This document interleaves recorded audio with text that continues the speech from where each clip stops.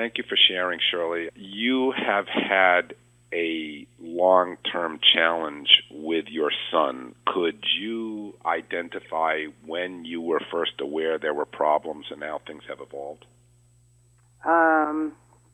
Probably about when he was, there were some issues when he was like in late grammar school.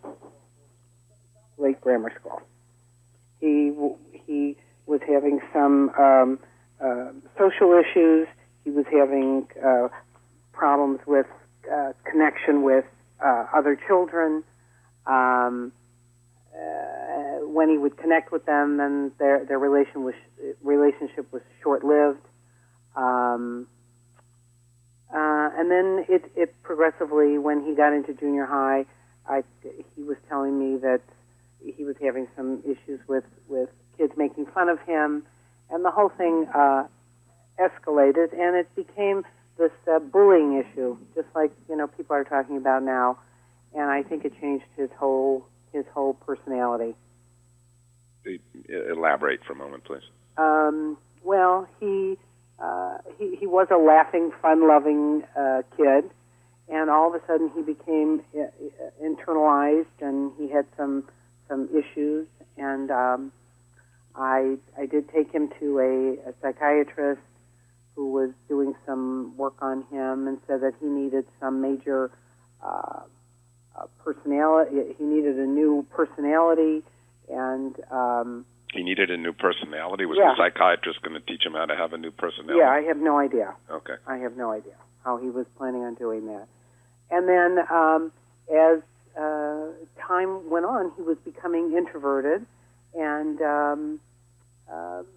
just he had major issues with socialization, and things bothered him, and he didn't want to talk about what was going on in school. And then finally he told me that people were he was finally in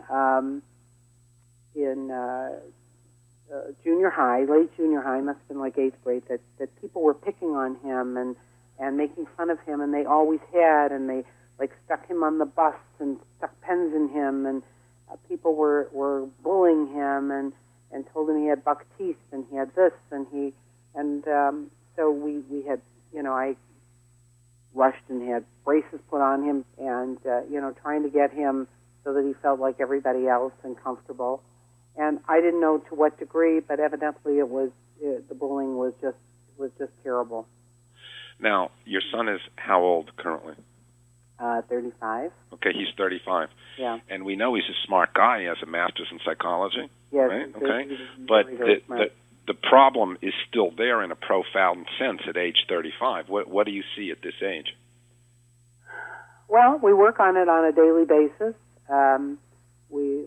I try and work with him with communication, and try and work with him that things that bother him don't matter, that people are not talking about him, people are not thinking about him, people go around about their lives and do their thing, and really they're not concerned about him or think about him in any shape or form.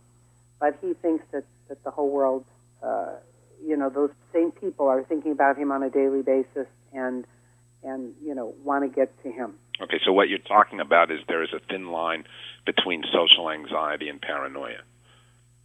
And, yes, there is. Okay, and yes. he's got some of that, and he's also got some substantial obsessive and compulsive symptoms. Now, one of the key things that I would like to discuss with you, as a loving mother, during this period of growth and development and evolving into adulthood, your son became quite dependent on you. Would you please describe the process of him becoming dependent and where you're at now with this and what you're trying to do?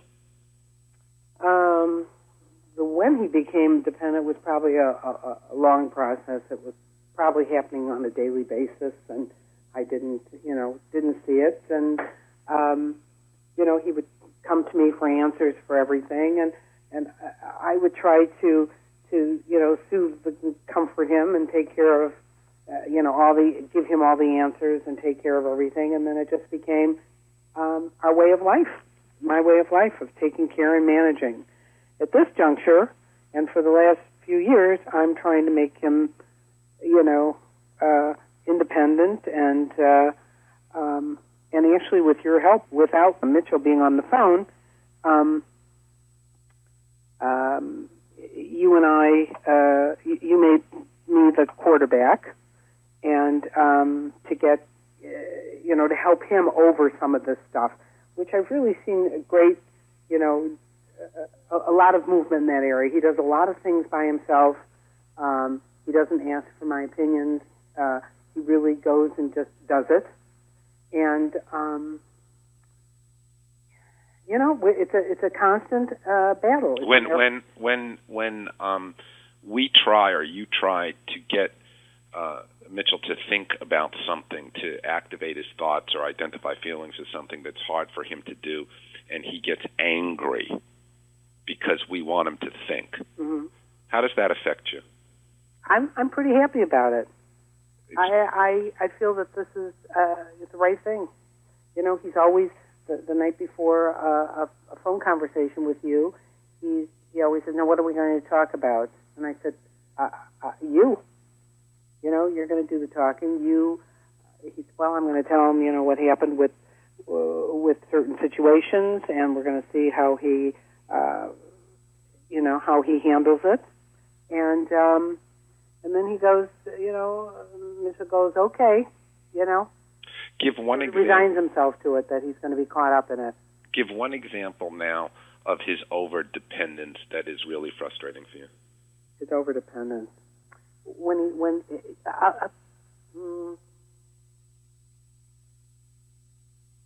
wants to know what's happening for dinner, what the schedule is for the day, where he's going to be, how am I? In other words, how am I going to be taken care of?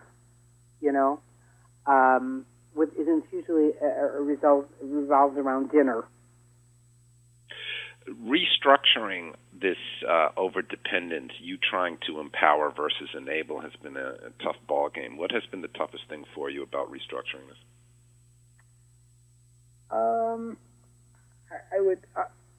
I'd probably say the frustration on Mitchell's part. Trying to do this and seeing that it's frustrating to him, and I know it's a long road. I know it's we've got a lot to do and a lot of work, and I'm trying to make it easy for him and easy for me. I don't want him to be dependent on me. I would like to have a life, and I want to make sure that he. And I know he can do it. I know he can get out and be on his own and do his own thing. It's just we've got a long way to go. Where do you see? Just one or two more questions. Where do you see? He's 35. We said He's intelligent. Yes. But we know there's a difference between intellectual, social, and emotional intelligence. Where do you see Mitchell going? I really would like to see him at some point in his own place and having to answer to himself. Go grocery shopping for himself, know what he needs to have for dinner. I mean, he does all these things, and we talk about all these things, but I've never let him. He's never had the opportunity, I should say, to go and do it, and whatever he feels that he's in school and. He's financially not independent, and he'd like to be at that point so that he can pay for things. He doesn't want me to pay for an apartment, I'm looking forward to that opportunity, and I think the sooner the better. Do you believe that? I mean, we just talked about him going on a date, and socializing has been an ongoing theme in our discussions. What are your real thoughts, Mom, about what's going to be with him socializing or not? I'm hopeful that I don't know if it's going to come from him. I'm hopeful that there's going to be maybe this girl who's a very nurturing kind of person, that perhaps she will be somebody nice for him to be with, or that somebody in an apartment facility will look at him and say, gee, he's such a nice person, and want to be with him. I'm hopeful. Do you think that Mitchell will ever have a decent male friend outside of the family? Male? Male. I that might be unlikely. Just why do you say that? I think because those people who antagonized him and who bullied him and gave him such a hard time were all males, and because of his his relationship with his he had a father who was a very strong personality, and I think just a male. I think a female for him is really a much more realistic life for him, to have like a one person. Shirley, thank you very much for sharing. My pleasure.